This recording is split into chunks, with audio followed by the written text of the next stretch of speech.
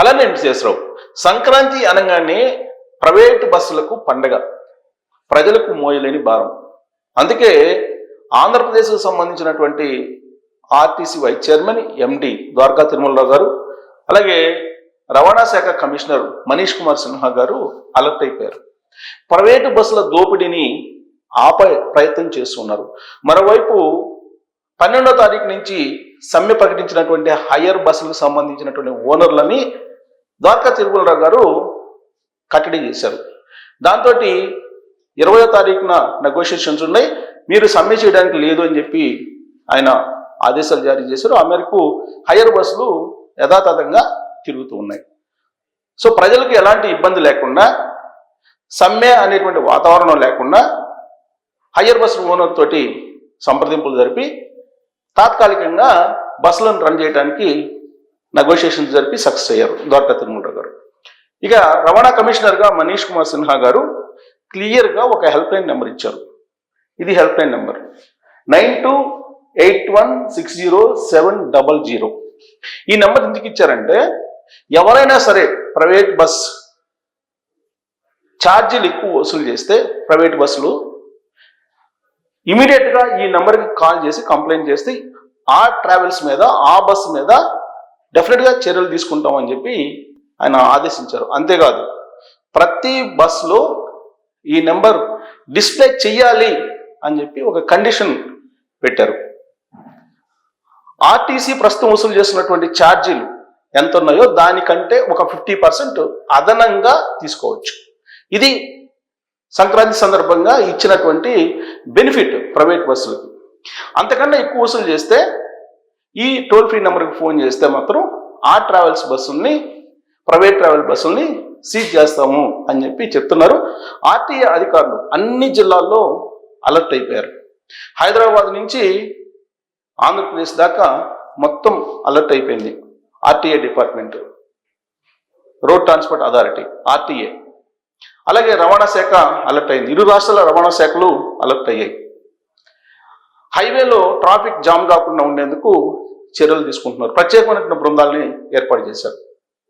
సంక్రాంతి సందర్భంగా highway toll ప్లాజాల్లో ఛార్జీలు లేకుండా, టోల్ ఫీజు లేకుండా కేంద్ర ప్రభుత్వం నుంచి అనుమతి తెలంగాణ ప్రభుత్వం తీసుకొచ్చింది. ఆంధ్రప్రదేశ్ ప్రభుత్వం కూడా ఆంధ్రప్రదేశ్ పరిధిలో ఉండేటువంటి టోల్ ప్లాజాల్లో ఫ్రీగా ఛార్జీలు లేకుండా, టోల్ ఛార్జీలు లేకుండా చేయగలిగింది.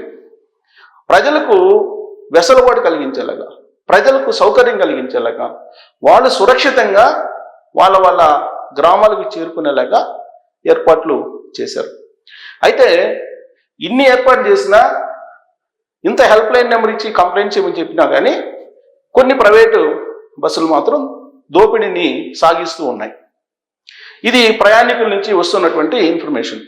మనం హైదరాబాద్లో ఉండేటువంటి బస్ స్టాండ్కి వెళ్తే వాళ్ళు ఎంత వసూలు చేస్తున్నారు అనేది క్లియర్గా అర్థమవుతుంది. వీటికంటే ముందు అభిబస్, రెడ్ బస్ ఇలాంటి యాప్లు ఉన్నాయి. ఈ యాప్ల ద్వారా ఆన్లైన్లో బుక్ చేసుకుంటారు టికెట్స్.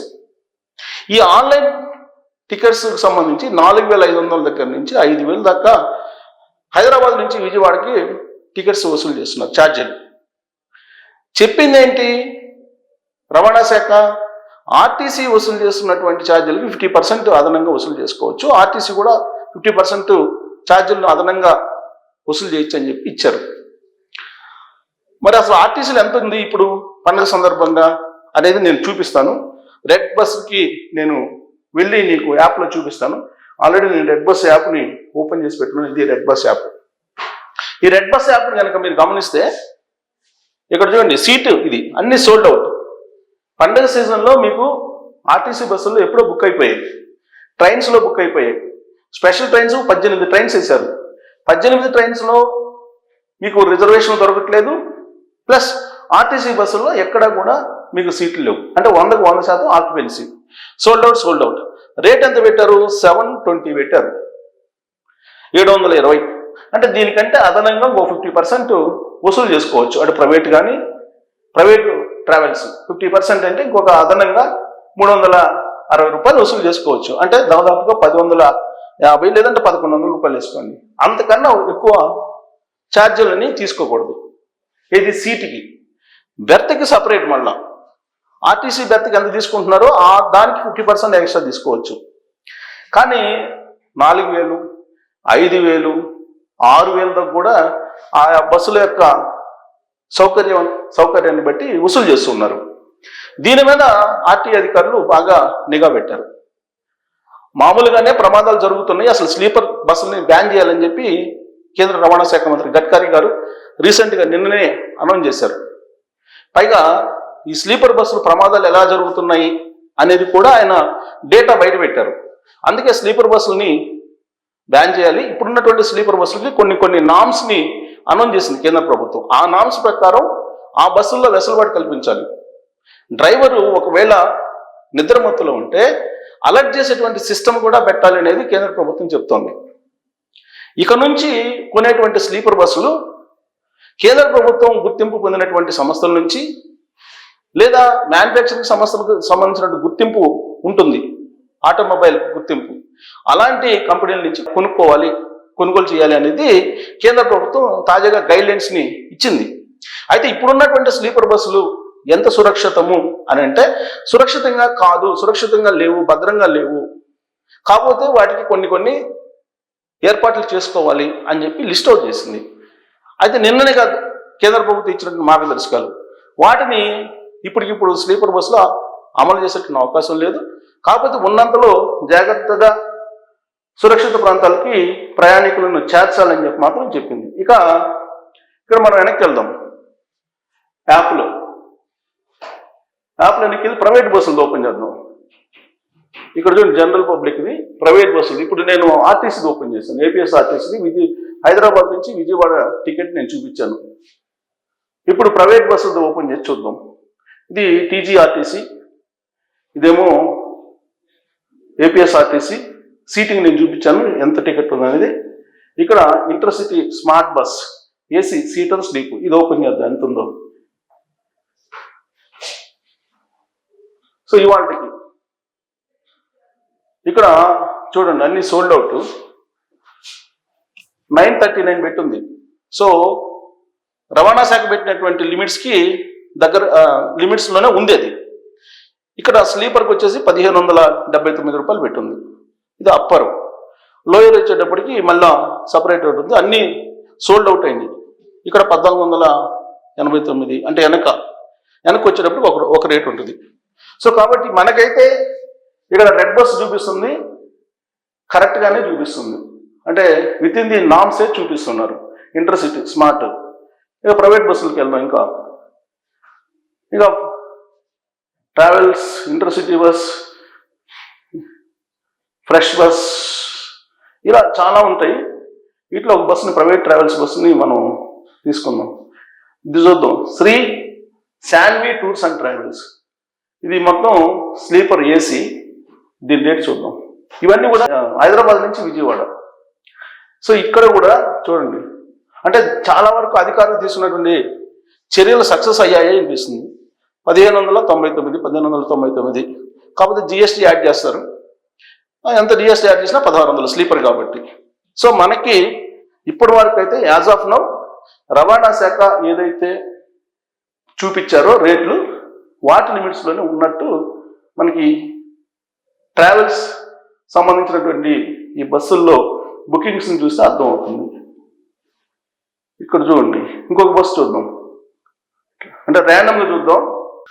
ఇక్కడ చూద్దాం, ఇదంతా పెట్టారు చూద్దాం. ఇక్కడ చూడండి, ఇదంతా పెట్టారు 1,599. సో కాబట్టి మొత్తం యాప్స్ని ఆర్టిఫిషియల్ ఇంటెలిజెన్స్ ద్వారా అధికారులు మానిటర్ చేస్తున్నారు. దీంట్లో ఎలాంటి డౌట్ లేదు. సో కాబట్టి ర్యాండమ్గా మనం 4-5 ట్రావెల్స్ బస్సులు చూపించాము. సో విత్ ఇన్ ది లిమిట్స్లోనే వాళ్ళు వెళ్తున్నారు. ఒకవేళ ఆ లిమిట్స్ని దాటి కనుక ఛార్జీలు వసూలు చేస్తే ఈ నెంబర్కి కాల్ చేయొచ్చు మీరు. ఇది help line number.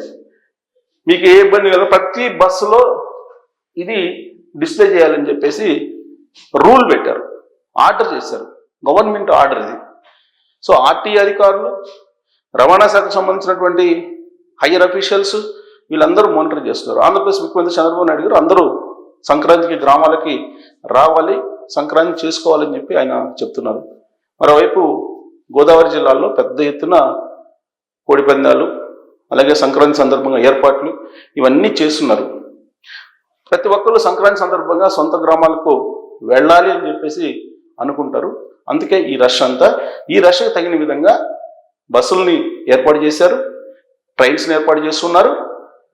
At the same time ప్రయాణికుల లేదా ప్రజల అవసరాన్ని క్యాష్ చేసుకోకుండా ప్రైవేట్ బస్సులని కట్టడి చేసేటువంటి ప్రయత్నం అయితే చేస్తున్నారు.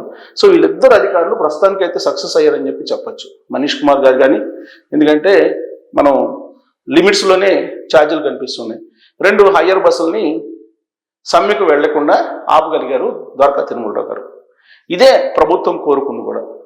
కానీ ప్రభుత్వాన్ని ఇబ్బంది పెట్టాలని చెప్పి కొంతమంది అనుకున్నారు. వాళ్ళది ఆలోచన కార్యరూపంలోకి రాలేదు, నెరవేరలేదు. కాబట్టి వాళ్ళ డిమాండ్స్ ఏవైతే ఉన్నాయో ఆ డిమాండ్స్ తర్వాత నెగోషియేషన్స్కి వెళ్ళి చర్చించుకోవచ్చు. కానీ పండగ సమయంలో కొంతమంది కావాలని ప్రభుత్వాన్ని ఇబ్బంది పెట్టేలా చేయడాన్ని ద్వారకా తిరుమలరావు గారు చాకచక్యంగా అధిగమించి ప్రజలకు ఇబ్బంది లేకుండా, స్త్రీ శక్తి కింద ఉచిత ప్రయాణం చేసే మహిళలకు ఇబ్బంది లేకుండా చేయగలిగారు. సో ఈ ఏర్పాట్ల మీద మీరేమంటారు? ట్రోల్ చేయొచ్చు. Thank you.